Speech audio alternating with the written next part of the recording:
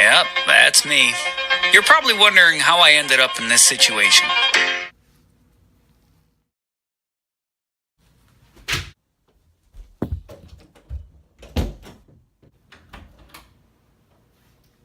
Hey rats, I'm home. I got you guys gifts. They ask you how you are, you just have to say that you're fine when you're not really fine.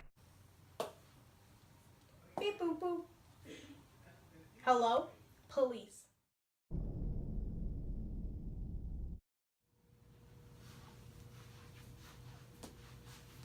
(911). What's your emergency? My rat has been murdered. All right then, boys. Secure the scene, collect evidence. You know the drill. We're on the scene of the death of the mysterious rat, and we're about to collect evidence. So, step one of the DAT. Assess the situation. So if you see here, we have a body, a couple trinkets of evidence, things we need to collect later. Next, detain the witnesses.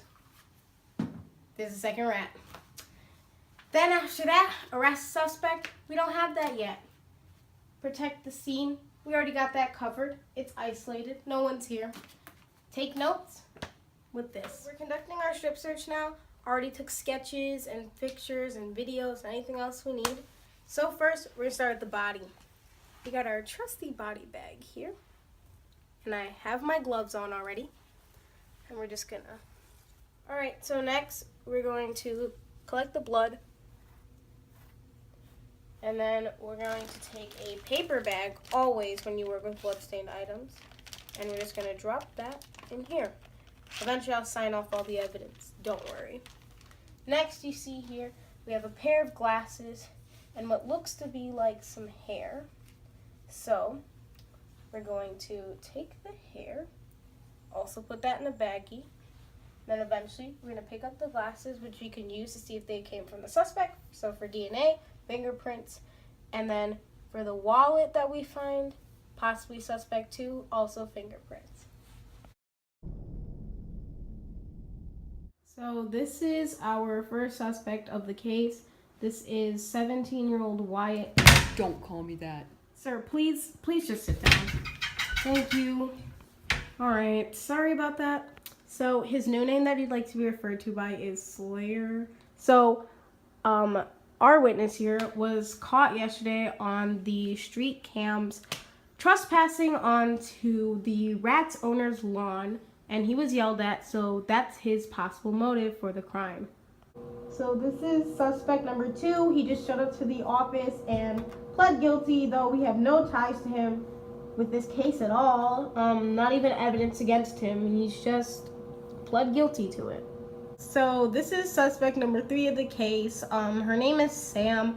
Her ties to this case is that for the victim's owner, they bought the rats together when they previously lived together, and then they had a feud which ended up breaking their friendship, and the two decided to split away, but they argued over who would have the rats or not.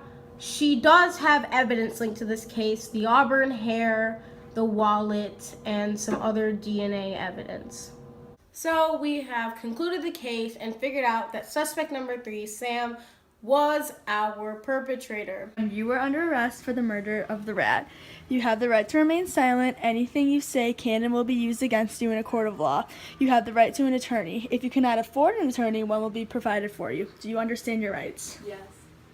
So essentially what happened was, when she was pleading, there was a time slot gap between where she was at the time of the murder.